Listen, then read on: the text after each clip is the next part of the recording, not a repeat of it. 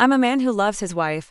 I've always followed my wife's wishes. However, in the 4th year of marriage, I realized that I didn't love my wife at all anymore. Her care and attention only felt like nagging to me when she acted cute and playful. It just made me feel nauseous. Even when she wore her embarrassing battle outfit, I had no reaction at all. But Lisa was the one I passionately pursued at the beginning. The fruit I planted, the tears I shed, I could only swallow them down. Then, one day I saw a conversation on her phone. The message read, "Lisa, just once, can we resolve our regrets?" She replied, "I'm sorry, Nathan. My husband loves me very much. I can't betray him." The other side asked if I hadn't backed off back then. "Would you have chosen me?" My wife replied, "I would have." That day I was in a great mood. I ate 3 bowls of fried rice. Chapter 1. The sofa was a bit cramped. When Lisa sat down, her thighs and her super short skirt naturally pressed against mine. I silently moved my leg to centimeters away. A sigh of relief escaped my chest. She didn't notice being surrounded and talking to others. It was a class reunion organized by old classmates. As a former campus beauty, she was undoubtedly the center of attention. Lisa was composed, graceful, but with a hint of aloofness. The usual cold, distant demeanor. One female classmate said, "It's all about our Lisa. In just a few years she's become a famous gold medal lawyer. She's the perfect female lead in a novel." Another female classmate teased, "James, you're lucky to marry Lisa. Who didn't know you was a big campus beauty back then? She used to receive bundles of love letters. You better keep an eye on her or the wolves outside will take advantage of the situation." Another male classmate laughed, "Why worry? Back then James's pursuit of Lisa was grand and spectacular. Now the second-generation rich kid is about to transform into a powerful CEO. All those monsters outside are no match for him." Amid all the flattery, a male classmate in the corner sneered, making things awkward. The man said, "Good fortune is truly something to envy. Back then a rich second generation could snatch away love and still be glorified. Like this." As expected, people only hear the new one's laughter but never see the old one's tears. As soon as he said that, the atmosphere became tense. I turned to look at the male classmate who had spoken. He was one of the people who had sent Lisa love letters back in the day. He was blushing, looking like a shrimp, clearly drunk. Lisa didn't speak, just furrowed her brows and tugged at my sleeve. I understood what she meant. In the past, if we met someone drunk, she wouldn't let me argue. So she remained silent, hoping I wouldn't say anything. Usually I wouldn't respond, but this time it was different. I said, "From the way you're talking, it almost sounds like you and Lisa were once a couple that I broke up." I massaged my shoulder and continued. The classmate froze, turning red and retorting, "I didn't say that. Don't twist my words. What I'm saying is about others. Do you dare say you didn't take advantage of the situation and snatch her from someone else?" All eyes were on me, glinting with excitement and curiosity. It was an ugly thing to say. Even though I didn't want to argue with him right now, I needed to make myself clear. I looked him straight in the eye and said, "Sorry to disappoint you, but when I was with Lisa, she was genuinely single. As for the others you're talking about, if you're referring to..." "Enough," Lisa suddenly interrupted, her voice displeased. She placed her chopsticks on the plate with just the right force, turned her head, and looked like she was about to get angry. Someone said, "James, it's just a joke between classmates. Don't take it seriously. If you do, you've already lost." The male classmate smirked, looking at me sarcastically. I furrowed my brow, thinking, where does that twisted logic come from? If I curse you a bit, you'll say don't take it seriously. But just as I opened my mouth, a familiar sensation surged in my chest. This feeling had been with me recently. Whenever Lisa said something, did something, or even just heard her voice, I'd inexplicably feel something strange. It was like eating a leftover bun, where you only discover the filling after the third bite, dry and wrinkled, empty inside, and the unpleasant smell overwhelmed the savory sauce. It became tasteless, and my interest dwindled. I suddenly felt uninterested and closed my mouth.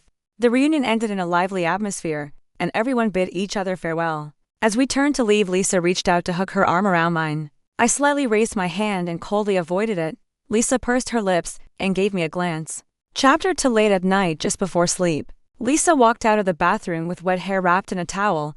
She was a very disciplined woman. Even after so many years of marriage, she still practiced yoga and worked out every day, without fail, maintaining her curvy figure. Coupled with her long legs and delicate features, she looked just as stunning as top-tier actresses. There was a time when I was completely enchanted by her appearance. But at that moment, as the door opened, I silently turned off my phone and closed my eyes. She quietly lay down beside me, her warm breath brushing against my ear. She asked, "James, are you asleep?" Her voice was soft, tinged with desire. When her delicate fingers reached for me, I opened my eyes and gently held her hand down. I said, "I'm a bit tired today."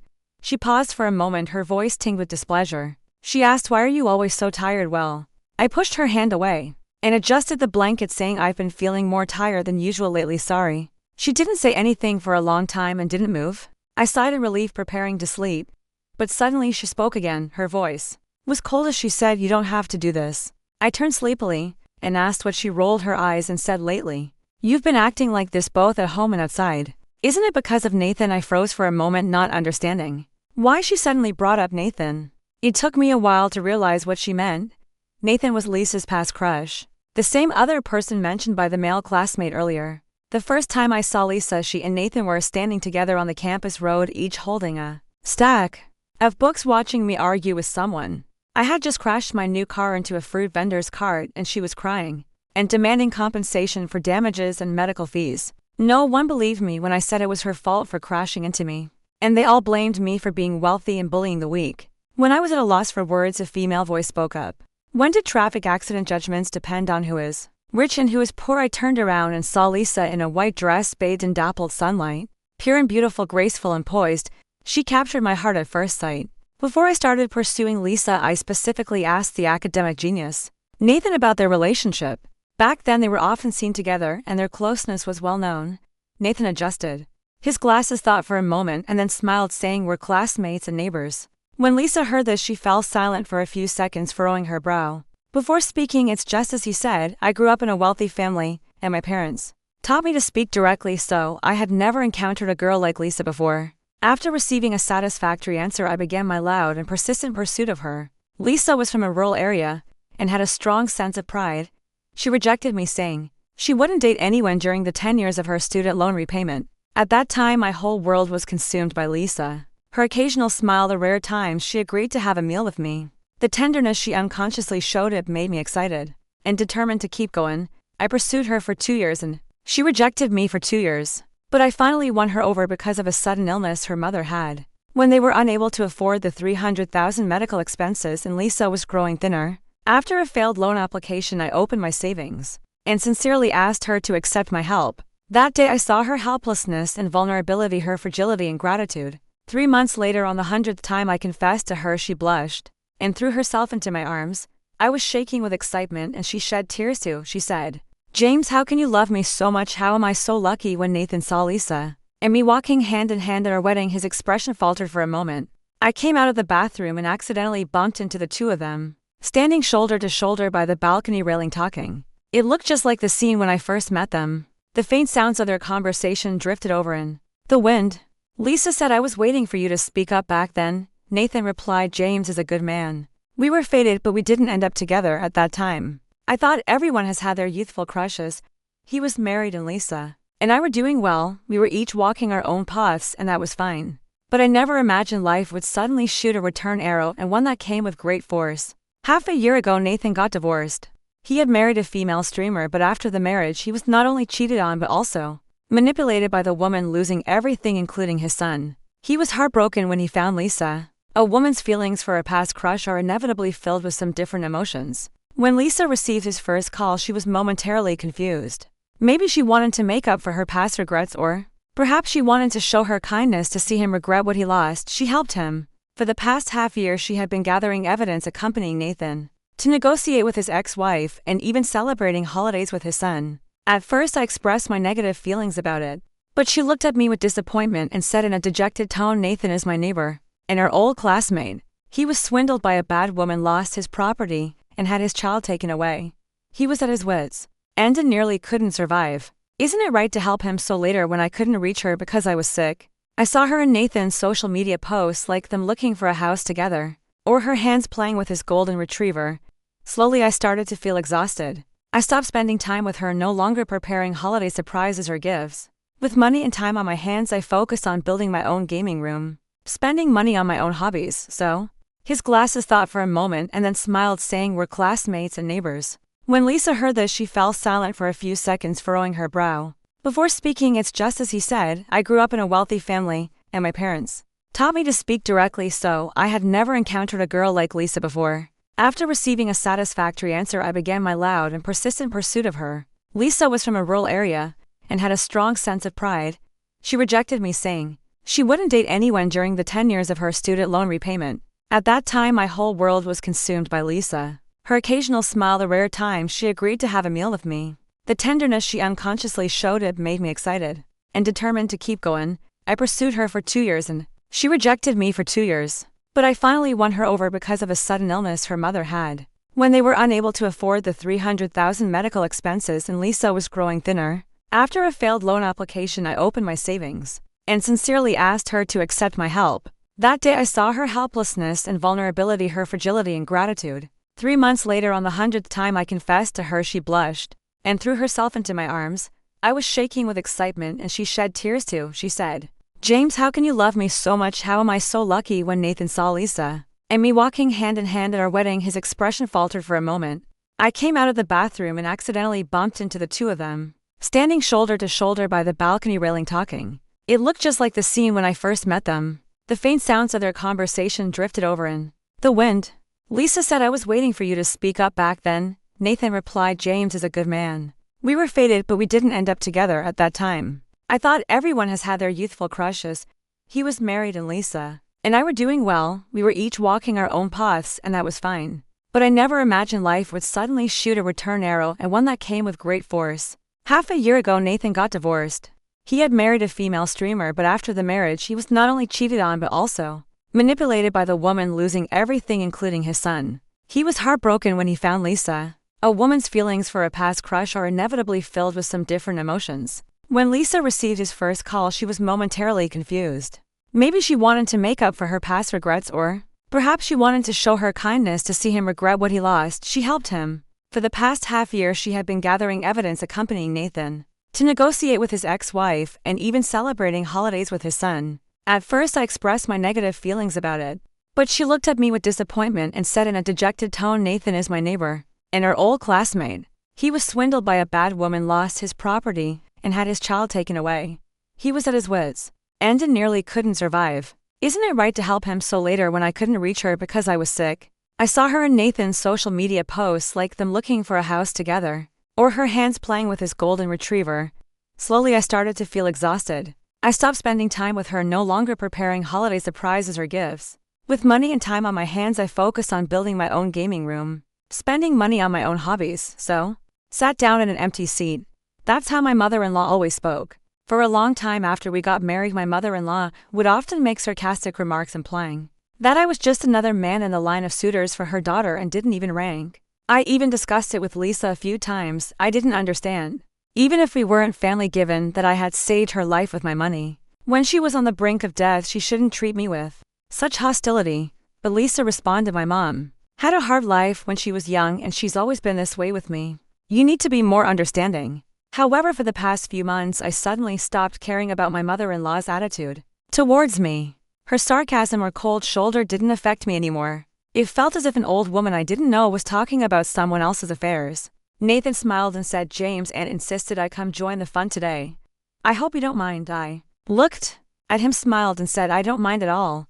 Feel free to come." He paused before continuing, "I know I've asked your wife for help so many times recently.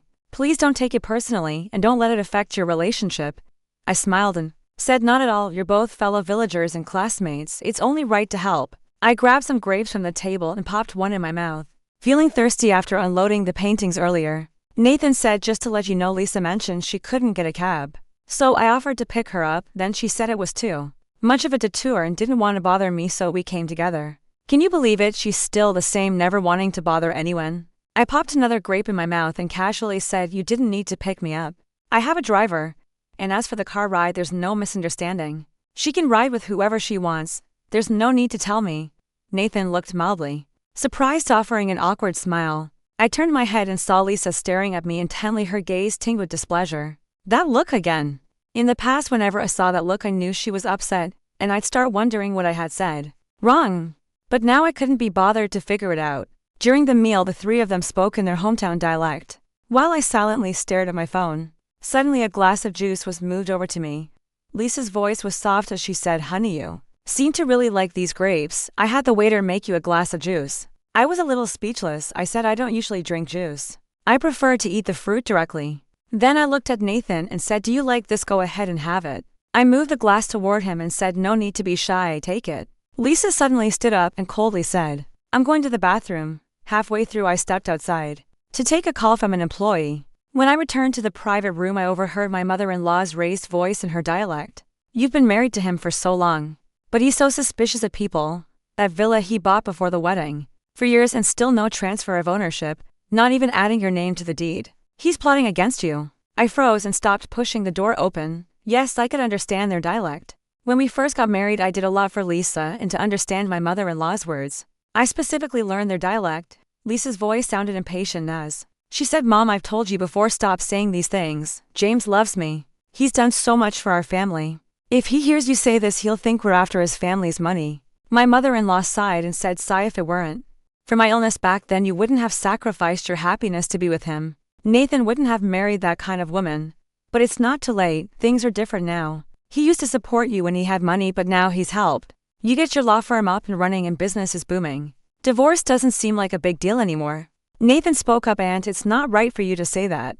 I slowly opened my eyes wider. If Lisa agreed. The room fell silent for a moment before Lisa's cold voice broke the silence. She said, "I can't betray James. We're husband and wife. Mom, he helped you in the past. Don't say things like this." Again, I felt a rush of mixed emotions. I didn't know whether I should feel happy or disappointed. Chapter for Lisa. And I finally had an argument because of Nathan's dog. That day when I came home from outside, I was shocked to find Nathan sitting on the sofa with the golden retriever that had appeared in his social media posts lying at his feet. He smiled and explained Lisa left some legal documents at home, so we came back to grab them. My gaze landed on the golden retriever, which was fiercely tugging on a crochet toy with its mouth. It was the same crocheted orange cat my mom had made for me before she passed away. She said, "I've given you many things, but those were bought with money. I want to make something for you by hand before I leave. Every stitch is my love for you. When you see this crochet cat, it will be like seeing me." After my mom passed away, I placed the crochet cat on the TV cabinet in the living room so I could see it every day. I was even afraid to touch it, worried I might ruin it or make the yarn fray. Now that crochet cat was in the golden retriever's mouth, being pawed and tugged violently. The yarn snapped and the stuffing flew everywhere. A buzzing sound filled my head. My mouth couldn't make a sound, my face twisted in a snarl, and my movements became stiff as I tried to pry the dog's mouth open. My mind couldn't think, only Nathan's exclamation and the dog's desperate howls filled my ears. Lisa came out from the room screaming, "James, have you lost your mind? Why are you abusing the dog? Is it really worth it? It's just a few bucks." I shakily lifted the torn crochet cat in front of her, growling, "A few bucks? Is this really just a few bucks to you?" It seemed like Lisa suddenly remembered the origin of the crochet cat. A look of panic spread across her face as she rushed to embrace me. Her voice trembled as she said, "I'm sorry, James, I'm so sorry. We'll get it fixed. We'll find someone to repair it. I promise it'll be good as new."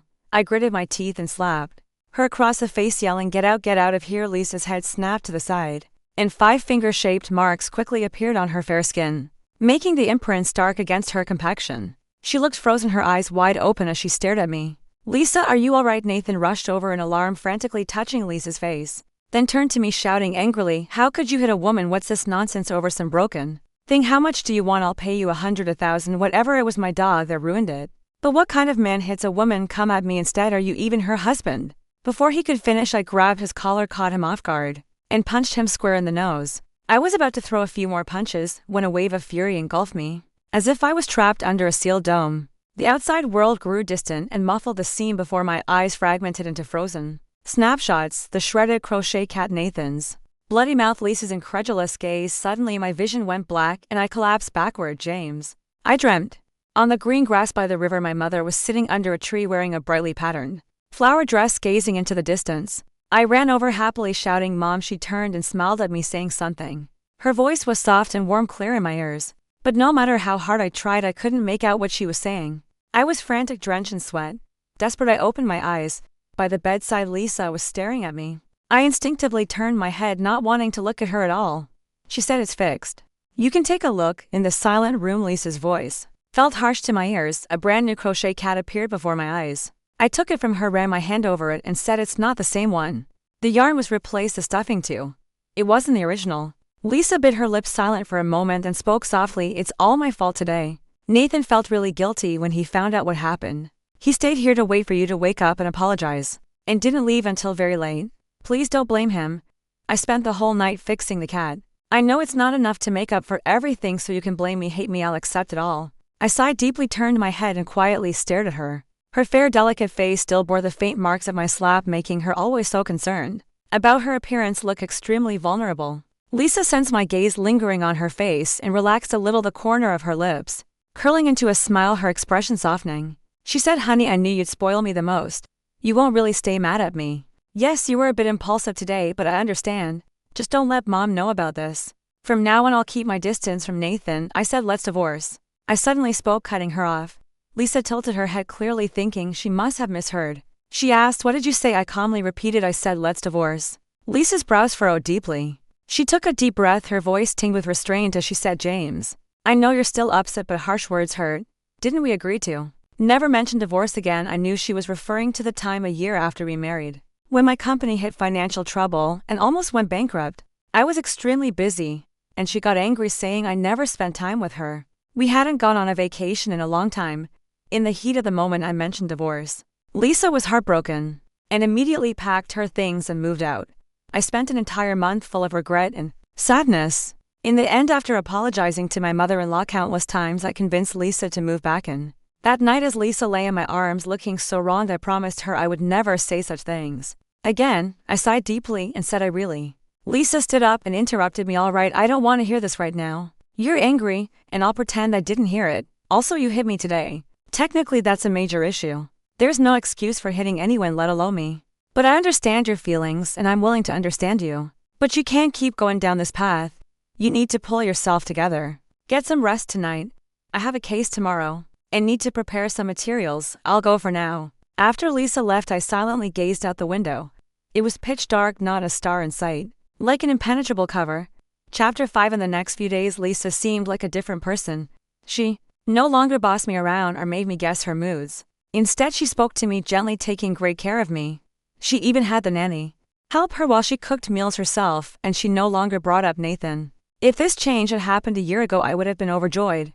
But now I just felt irritated. The sound of her coming home, her slippers shuffling across the floor, her quiet conversations with the nanny, and the sound of her showering in the bathroom, all of it grated on my nerves. It felt like damp, gloomy moss creeping and spreading on my neck, arms, and legs, densely covering me. I went back to my old home. 3 years after my mother passed, my dad remarried his assistant and started a new life. I didn't oppose it and even gave a heartfelt speech at their wedding.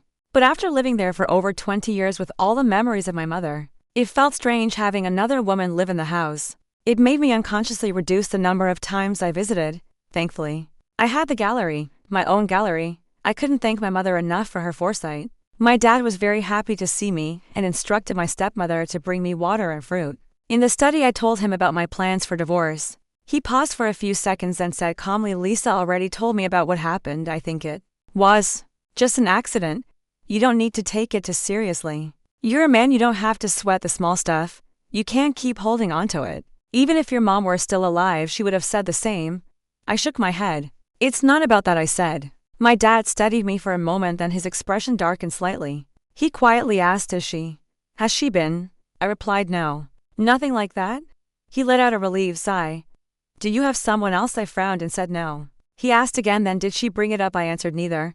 I just don't love her anymore." My dad fell into silence. After a long while, he spoke in a low voice, "James, what did your mom..." And I always tell you, think things through before making any decisions, especially when it comes to marriage. Don't act impulsively like before and regret it later.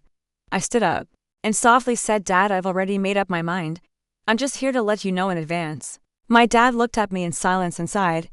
When I left, my stepmother followed me out. She gave me a long look, then pursed her lips and said, "James, you're getting older. You should be more mature, more steady. Saying divorce like that, do you realize how many complications it will cause? A family like ours can't afford a divorce. If you can just make do and live with it, you can't keep making your dad deal with your problems. He's getting older. As his child, it's time for you to start thinking about him." I frowned, saying nothing. Lisa looked at me with a resentful gaze and said, "James, is it really that hard for me to not contact Nathan from now on?" The nanny who had watched me grow up had been with me since my mother's passing. She said, "Mrs. Liu is actually a good person. Merwang, finding such a good woman is not easy. Don't let the fact that she sometimes loses her temper with you fool you. It's a sign that she cares. If you keep sulking like this, aren't you just pushing your wife away in my dream?" The old James sarcastically said to me, "You chased her back with all your might. So what right do you have to complain now?" That night when the nanny was off, Lisa went to the gym. I had a headache, so I went to bed early. When I woke up, I felt a fever coming on. Everything around me spun, and I felt terrible. I glanced at my phone. It was 11 p.m. I mustered the strength to call Lisa. No answer. I immediately dialed 120 and gave them the house password. When I woke up in the hospital, Lisa was sitting beside my bed. As soon as I opened my eyes, she anxiously hugged my arm, her voice trembling. She said, "I'm so sorry, James. There was traffic last night, and I didn't get home in time. I'm glad you called 120 yourself. The doctor said it would have been much worse if you had waited any longer." I gently pulled away from her. "I'm fine now. You should go back to the office." She looked at me in disbelief and asked, "James, I'm your wife. Of course I need to be here with you in the hospital. What's going on with you lately?" I didn't respond and closed my eyes. As Lisa slept by my bedside, I saw Nathan's latest post on social media. It read, "The dog had indigestion last night, and it made someone so anxious that they cried. We went to one hospital after another, just like taking care of a child." What I want to say is, in the end, the girl who's always been willing to share everything with me has been there all along. The photo showed the golden retriever sleeping on someone's lap. The person's face was slightly blurred, but I recognized Lisa immediately. When the doctor checked me earlier, they mentioned that my phone had received a call from my wife around 1 a.m. That's when she found out I was in the hospital and rushed over, meaning Lisa didn't return home until after 1 a.m. and realized I was missing. I stared at Lisa's sleeping face. She must have been exhausted after the night's events. Before she fell asleep, she had been staring at her phone, her expression grim with a hint of melancholy. I felt a pang in my chest and picked up her phone. The password hadn't changed. It was set to the day I confessed to her. When I unlocked it, I saw her WeChat messages. The message read, "Lisa, I acted on impulse just now, but I like you so much. I just want to settle our regrets this one time."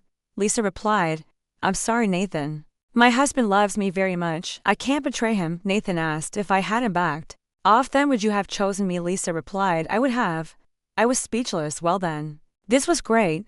Chapter 6. When Lisa woke up, she saw James sitting by the window eating fried rice. He was eating it bite by bite, savoring it, enjoying every mouthful. She was momentarily stunned. It had been a long time since she had seen James so relaxed. Yes, relaxed. That was the word that first came to her mind when she met him. That day he had been arguing, but when he listened to the vendor, he paid such close attention, as if listening to a lecture. When the vendor twisted the facts, James's expression changed from shock to confusion, even showing a hint of curiosity but never anger. Lisa knew that he was a rich second-generation man, someone who never had to deal with problems himself, and thus had no experience with arguments. That day, she, usually so distant and cold, broke her character, which she had kept for over 20 years, and spoke out in his defense. Nathan was surprised. She was surprised too, but she felt happy, relieved, and elated, because she saw the way James looked at her, his eyes wide with admiration. When James confessed his love to her with flowers in hand, she could hardly believe her ears. How could it be? How could someone like him like someone like her? In the eyes of others, she was cold and distant, unapproachable. But only she knew that her outward indifference and distance were merely a cover for her deep-seated insecurity and fear. Her father was a gambler and passed away early. Her mother gave her deep love, but also showed a sharp, petty, and mercenary side that Lisa despised. It was a guilt she could never escape.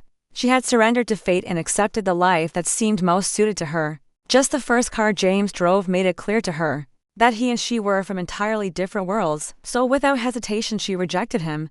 But he stubbornly pursued her for 2 years. His pursuit was loud, everyone knew about it. She was reserved, someone who was reluctant to express her true feelings, and it was hard for her to understand how someone could be so straightforward in public with their affection. It was only much later that she realized he could be so bold because he wasn't lacking in love. Though she rejected him again and again, she had to admit that James's persistent love slowly healed the wounds of her family, helping her regain confidence and find a sense of self-worth. But her mother's $300,000 medical bill quickly brought her back to reality.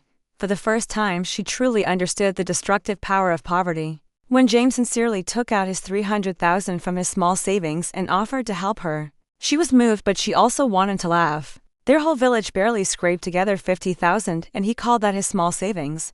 The difference between them so stark and almost mocking hurt her deeply at that moment, and she began to criticize James, picking apart his flaws to cover up her own sense of inadequacy in front of him. After James invested in her law firm, she became even prouder. She enjoyed the admiration from James as well as the praise from her friends, who teased her about how she had turned her husband into a puppy.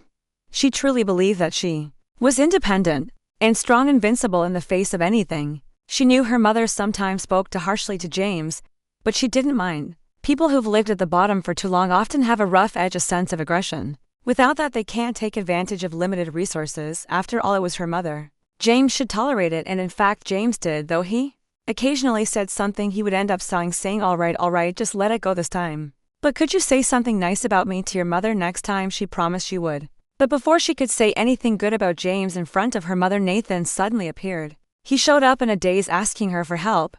Lisa's feelings for Nathan were complicated. In school they had been close due to their shared hometown and high school background.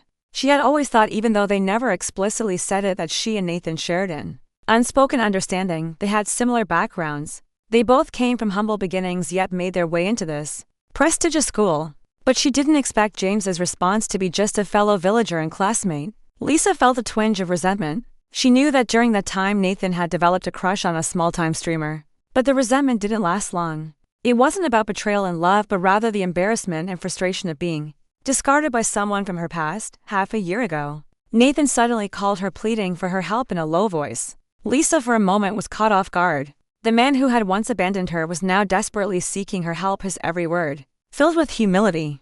This gave her an inexplicable sense of satisfaction. So in her newly adopted persona of an independent woman, she helped him resolve his issues. Nathan's gaze toward her was filled with both admiration and regret. During this time, Lisa reveled in the satisfaction of getting back at the man who had hurt her. She completely ignored James. She actually sensed that James had started changing over the past few days. He no longer prepared gifts for her, didn't hug or kiss her, didn't look her in the eye, and no longer complimented her no matter how she dressed. But she didn't pay much attention to it. She was sure James loved her deeply. It was just that he was a little jealous, thinking she was getting too close to Nathan. Once she felt her emotional needs were satisfied, she would just act cute with James, and everything would be fine. She had never met anyone as easy to appease as James. Most of the time, all she needed to do was act cute, pout, or look pitiful. He would immediately relax, smile, and say, all right, who can resist you when you're my wife? But when did she realize that this time was different from all the others that night of the reunion? When she said a few things to him in front of everyone, he didn't say much, but when they left, he naturally avoided her hand. She had once seen a question online: what is physiological love? At the time, she had laughed happily because she was sure James's love for her was just that, a physiological reaction. But this time he had avoided her outstretched hand. That detail made her uneasy. She wanted James to return to how he was before. What should she do to make that happen? James and she had always been harmonious in their physical relationship. Her body, her skin, her soft moans had brought James countless moments of pleasure. So this time it should work. She put on a set of lingerie that made her feel shy even to wear. But James pushed her away. He said, I'm too tired. Chapter 7. He spoke calmly with no trace of emotion. Lisa felt a mixture of anger, grievance, and an indescribable sense of helplessness. At the same time, Nathan began to deliberately create subtle, ambiguous touches. His hand brushed against her calf when picking up a file, his breath on her ear when he spoke to her, and the way he casually put his arm around her shoulders while talking about his past with his ex-wife. Unconsciously, she was searching for some kind of balance. It was as if a voice deep within her soul was telling her, you are always excellent. There will always be someone who bends for you. If not this one, then that one. So she allowed herself to indulge in the unspoken, ambiguous atmosphere with Nathan, like she had done before. But the cat that had been torn apart snapped her back to reality. She saw James like this for the first time, broken. His eyes were filled with anger, resolution, even disgust. Lisa was shocked, unable to believe it, unable to accept it. Is this the James she knew? How could he look at her like that? She felt a panic rise in her chest, an indescribable deep panic. It felt as if something that had once been rooted deep within her soul was slowly drifting away from her. She consciously began to treat him more gently, thinking that it would surely make him happy. She had always been so sharp and harsh with James before, and most of their arguments were because of her bad temper. With Nathan, she had intentionally reduced contact. But James not only casually mentioned divorce, but he also seemed so unmotivated, speaking in a tone that was detached and indifferent. To be honest, she was a little angry. She felt like she had done everything right. But James remained unmoved. Maybe she shouldn't have been so kind to him. Maybe he had gotten too comfortable. That night, after finishing her yoga session, she received a call from Nathan. He sounded urgent, saying that his dog was sick and might not make it, and asked if she wanted to come. She immediately agreed. After returning from the vet, Nathan suddenly said to her with a downcast expression, Lisa, I was just thinking back to when we were in school, how we always stayed by each other. S sighed, I wish I had been able to see my own feelings back then. Perhaps it was because James had been distant lately, making her feel neglected. Or maybe the endorphins from yoga were still surging through her. Somehow they kissed from the sofa to the bedroom to the bed. Nathan was more frantic and restless than she had expected. He tore off his own clothes, then roughly stripped hers off. He did many things that James never would, as if a wave of passion swept through her. But at some point amidst the chaos she heard a roar. Lisa, it was James. She suddenly snapped back to reality, quickly shoved Nathan away, grabbed her clothes, and rushed out of the room. James was eating another bowl of fried rice. Lisa stood still, frozen. She asked James, "Are you very hungry?" James turned his head and looked at her with clear eyes. He said, "Yeah, I'm really hungry. It feels like I haven't had such good fried rice in a long time." Seeing how content he was, Lisa's mood suddenly lifted. The guilt and self-reproach from the previous night vanished in an instant. She smiled and walked over, her tone light and filled with a sense of change and ease. She said, "Honey, I've always loved you. Everything's in the past now. We'll be fine from now on." James didn't respond. He focused on finishing the last bite of rice, then took a tissue to wipe his mouth. Before saying, "Lisa, I'm going to be away for a while." She asked where to. James smiled faintly and said, "The gallery is holding a CCD theme exhibition. I need to visit the area for a while." Chapter 8. Lisa looked at the eyes that had been etched into her heart from the first time they met. Her mood lifted and she felt a sense of relief. She lowered her gaze and said, "When you come back, let's have a child." James left. He packed a suitcase, wore a casual outfit he hadn't worn in a while, and with headphones and sunglasses on hummed a song as he waved goodbye to her. Lisa called him frequently. Sometimes he answered, sometimes he didn't. He said the signal is poor in the mountains. For some reason, despite James having been away many times for business trips, Lisa felt an overwhelming desire to be with him this time. When the calls wouldn't go through, she searched online for information about Sea City, its sights, mountain streams, and climate. She imagined James happily moving through it all. She chuckled to herself, unsure what was happening to her. But she couldn't stop. It was as if only this way she could feel a little more at peace. Nathan came to find her. Since she had cut off contact with him, he came directly to her. The day after Lisa had fled in panic, Nathan had asked that question, whether she would choose him. Lisa had answered seriously, yes, at that time she would have. After all, before Nathan confessed his feelings for her, they were only a step away from breaking the unspoken barrier between them. On another level, giving him this answer was also offering him some comfort. For Lisa, the regret from her youth of being abandoned had found closure that night when Nathan had begged her not to leave. Even desperately trying to possess her, she had successfully proven that Nathan had made a mistake that he could never make right. Nathan came with alcohol. He looked at her with sadness and said, "I'm here to say goodbye." Lisa bit her lips silent. Goodbye? Goodbye to the past youth. Goodbye to the insecure girl she used to be. They drank cup after cup from day to night. Their gazes grew more blurred. The blood flowed more fiercely, and she slowly lost her senses. Eventually, when the door lock clicked open, and James appeared in the doorway dragging his suitcase, Lisa and Nathan were on the living room carpet, sweating and tangled, unable to part. In a panic, Lisa met James's eyes. She froze, unsure how to break free from the entangled arms and legs, her voice nothing but a gasping breath from her long exhalations. Long after, when her brain cells had aged and forgotten many things from her youth, she would still clearly remember that moment. The sticky, damp skin, the fresh, cold air rushing in through the open door, and James's slightly pleased tone. "Lisa, let's get a divorce." The day they went to get their divorce certificate, James's father suddenly rushed in and slapped her hard across the face. He angrily shouted, "My son has never been humiliated like this in his life, and now because of you, he has lost all his dignity." Father Wong slapped himself. He gritted his teeth and said back then his mother didn't approve of James marrying you. "I fought hard to persuade her. Now I see I was blind. It's my fault." As his father, Lisa stood motionless, her head deeply lowered. Beside them, Mother Liu didn't back down and started arguing with Father Wong. She mocked, "Stop pretending. You Wong family never had anything good. Who in their right mind signs a prenuptial agreement? Even in divorce, you've already calculated how to split the assets. My Lisa's been with your Wong family all these years, and you still haven't even put her name on the villa deed. You two father and son are disgusting. It's better to divorce sooner." She slapped Lisa's back harshly. She said, "Why aren't you saying anything, just standing there and taking it? After the divorce, we won't be family anymore. So what's there to be afraid of?" Lisa felt as if their voices were far away. It seemed pointless. She stood there, not leaving only because she wanted to see James one last time. The divorce process was so fast.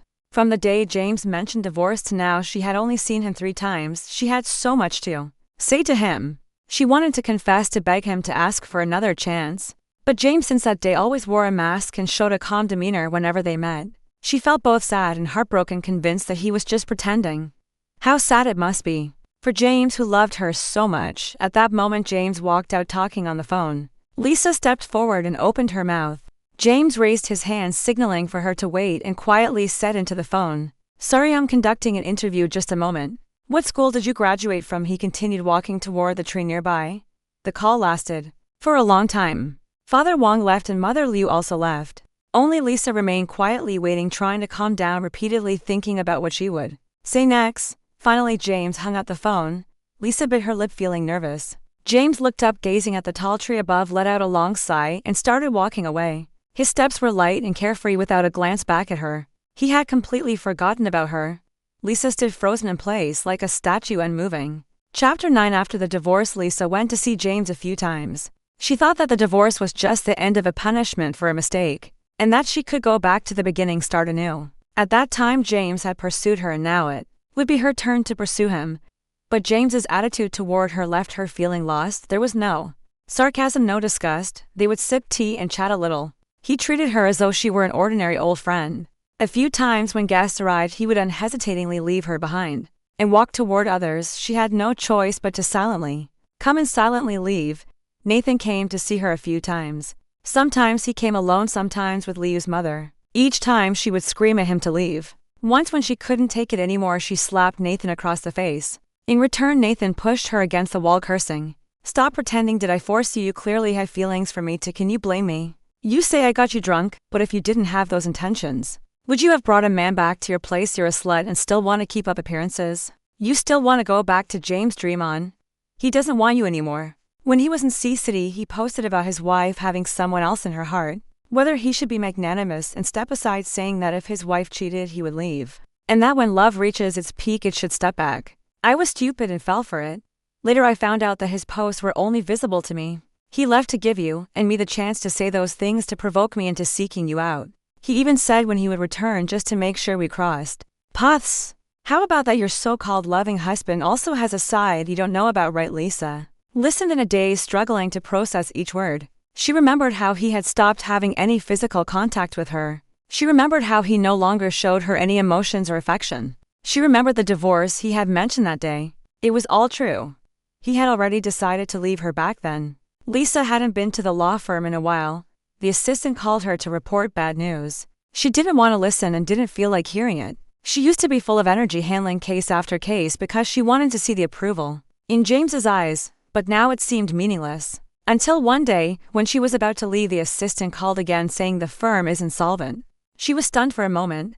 Then she laughed lightly, almost indifferently, and went to the gallery. She visited the gallery almost every day, but she no longer appeared in front of James. She only sat at the cafe across the street, watching him through the glass window. One time James looked at her with a troubled expression and said, "Lisa, can you stop showing up in front of me every time I see you? It brings back bad memories." Her face turned pale, and her fingertips trembled as she left. Afterwards, she only watched him from afar.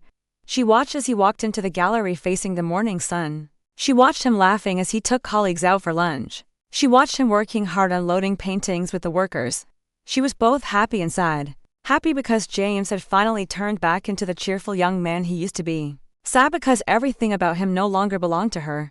She and her mother had no place to stay, so they rented a small house. Her mother cried and screamed every day, sometimes angrily cursing. She cursed, "It's all that damn man's fault. If it weren't for him wanting a divorce, we wouldn't be in this miserable situation. We don't even have a house now. He took all the money with him. He ruined everything." Lisa sarcastically asked her mother, "Weren't we always living like this? We're just back to where we started. How can you blame James? Didn't James save your life?" One day her mother didn't return after going out to collect scrap late at night, so Lisa got up from bed and went to look for her. She found her being dragged by a woman who was yelling at her, saying, "You old hag, throwing your old cheap clothes at me. Are you crazy? If you don't pay for this, don't even think about leaving." Lisa recognized the woman, Nathan's ex-wife, and Nathan was silently standing not far away. It seemed they had gotten back together. Nathan looked at her from the dark corner, both embarrassed and guilty, yet he remained silent. Lisa paid the woman the last 5,000 yuan, and after that she was left with nothing. She decided to leave the city with her mother. Her hometown had a house and an orange orchard. At least there she and her mother could survive. Before leaving, she went to the gallery one last time. This time she got a little closer, hoping to hear James's voice. James was chatting and drinking with a few friends. He was laughing heartily, looking carefree, just like the young man he used to be. Someone asked James, "How did your divorce go so smoothly? You didn't even let her take the villa." James sighed and said, "I promised my mom when I got married that for the first 3 years I wouldn't add my wife's name to the house deed." His friend asked in surprise, "But you've been married for 4 years, right?" James smiled and answered candidly, "Yeah, but in the 4th year I decided I didn't want to add her name anymore." That night Lisa left on the green train. In the drowsy train compartment, she silently stared out the window. A full moon hung high in the sky, shining down on the dark earth. Once she had her own moon. It shone on her, warmed her, nurtured her. She grew roots, blossomed, and looked at the world with her head held high. But now the moon no longer shone. So she returned to the dark silence, back to where she began. No light remained.